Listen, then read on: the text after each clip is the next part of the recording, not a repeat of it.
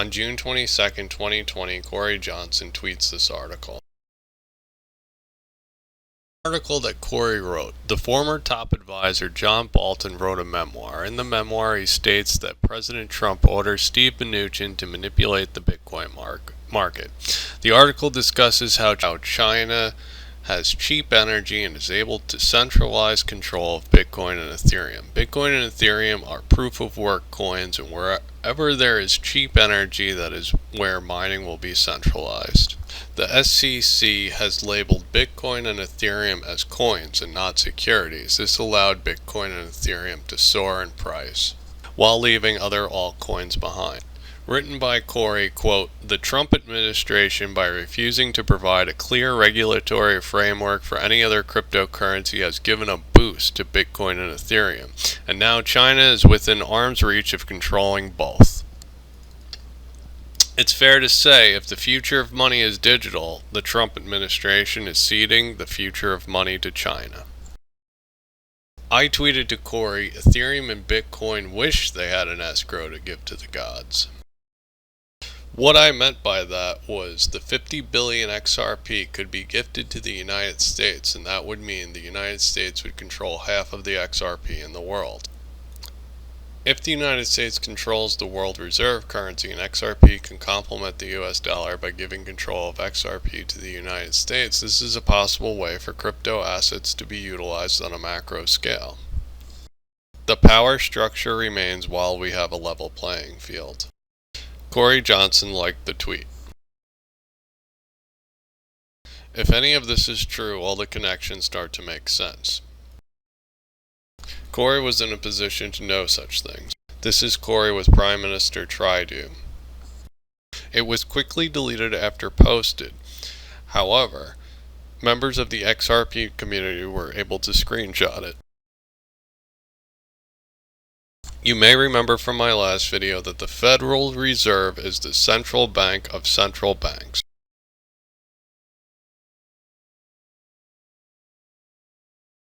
It's no secret that the central banks want to move towards a digital currency.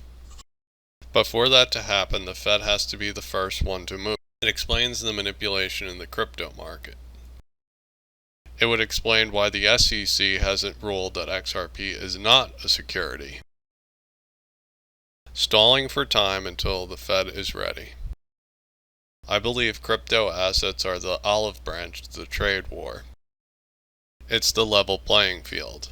All crypto assets will be utilized, but XRP's escrow will be in the Fed's hands. If XRP is used between bank to bank and business to business, then they're all working together and they have a common goal.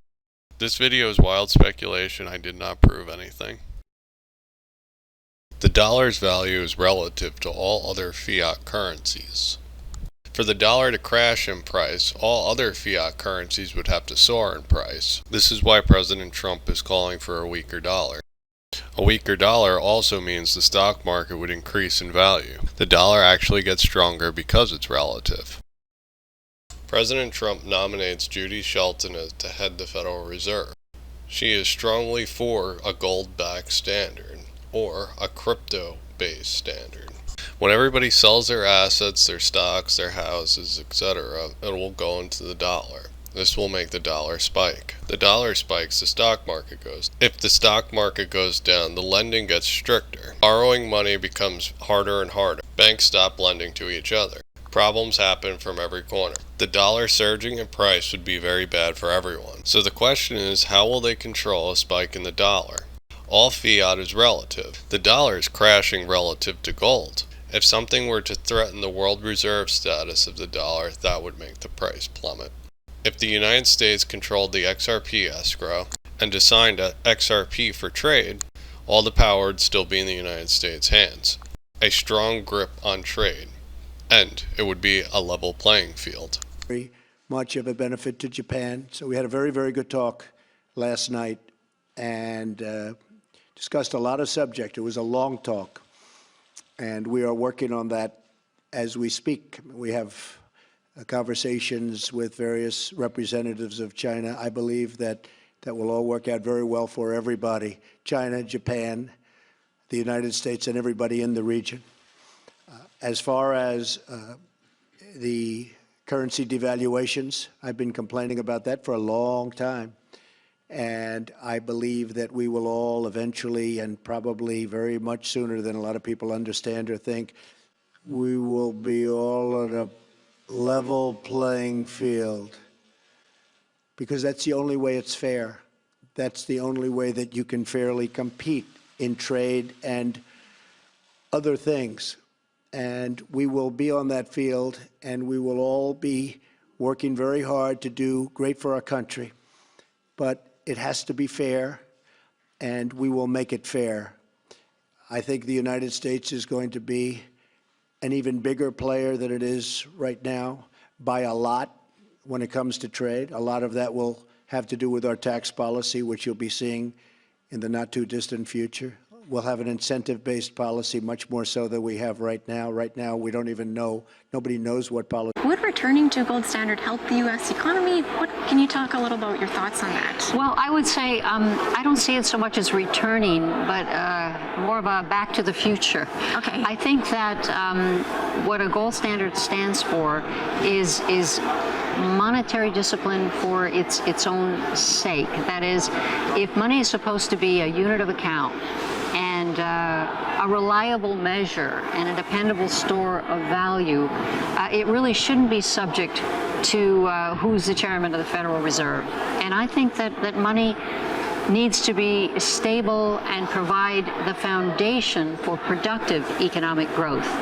And when money is just a variable that financial markets toss around, or it's part of a derivatives formula, or it's part of someone speculating on currencies, it's not serving the private sector in the sense of providing that reliable unit of account so you can make plans. And under a gold standard, you did have that stability, and I think that's what's missing. And so I like the idea of a gold standard. I mean, it could be used in a very cryptocurrency way. The point is, do you have a unified money system so that when you talk about the international marketplace, everyone is playing on a level monetary playing field? And it's very important to have a rules-based approach. And that's why I'm advocating that we need to look at the virtues of a gold standard and try to come up with something much closer to matching those, and then I think we would have more solid economic growth. They're manipulating the crypto market because they want to utilize digital assets. They need to keep them cheap for now at least, and Cory Johnson keeps repeating himself on Twitter.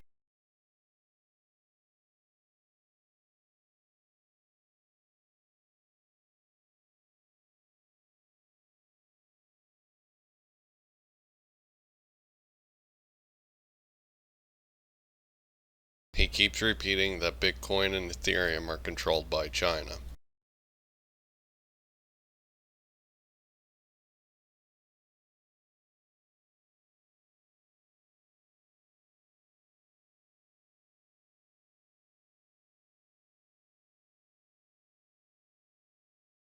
He keeps repeating that Trump is not interested in a crypto controlled by China.